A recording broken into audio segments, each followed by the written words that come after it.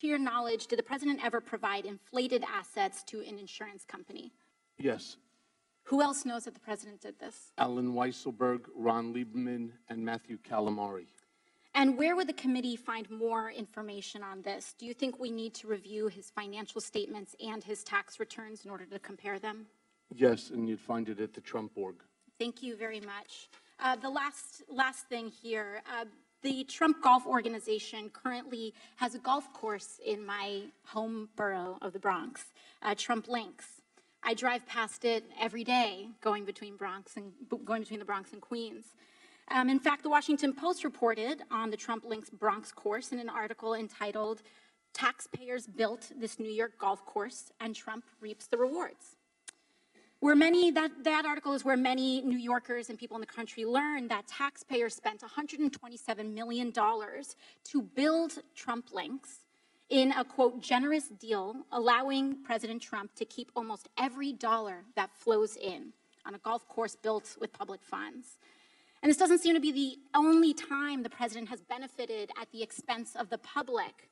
Mr. Cohen, I want to ask you about your assertion that the president may have improperly devalued his assets to avoid paying taxes.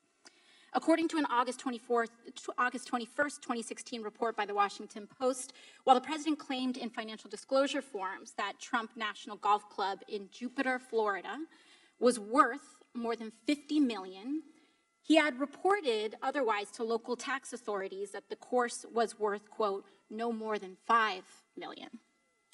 Mr. Cohen, do you know whether this specific report is accurate? It's identical to what he did at Trump National Golf Club at Briarcliff Manor. Do you know, to your knowledge, was the president interested in reducing his local real estate bills, tax bills? Yes. And how did he do that? What you do is you deflate the value of the asset, and then you put in a request to the tax department for a deduction. Thank you. Now, in October 2018, the New York Times revealed that, quote, President Trump participated in dubious tax schemes during the 1990s, including instances of outright fraud that greatly increased the fortune he received from his parents. It further stated from Mr. Trump, quote, he also helped formulate a strategy to undervalue his parents' real estate holdings by hundreds of millions of dollars on tax returns, sharply reducing his tax bill when those properties were transferred to him and his siblings. Mr. Cohen, do you know whether that specific report is accurate? I don't. I wasn't there in 1990s. Who would know the answer to those questions? Alan Weisselberg. And would it help for the committee to obtain federal and state tax returns from the president and his company to address that discrepancy? I believe so. Thank you very much. I yield the rest of my time to the chair.